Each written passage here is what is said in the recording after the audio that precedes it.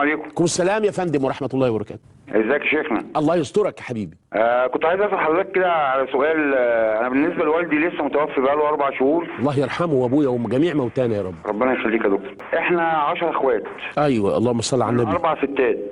انتوا 10؟ احنا 10 اخوات من 4 ستات. مش مهم. الست الاخيره اللي هو اخر واحده أيوة. متجوزها جايب منها ولد وبنت. ايوه. وتركته كبيره، فالتركه دي كسب للولد والبنت نص التركه. للزوجة الأخيرة. عفريتة كانت بتعرف تعمل له المكرونة البشاميل اللي كان بيلهطها. ايوه صح. عفريتة خلته كده يروح النار. والله العظيم مكرونة ودت جهنم زي المكرونة اللي ودتنا في داهية بتاع قناة السويس زمان. تمام.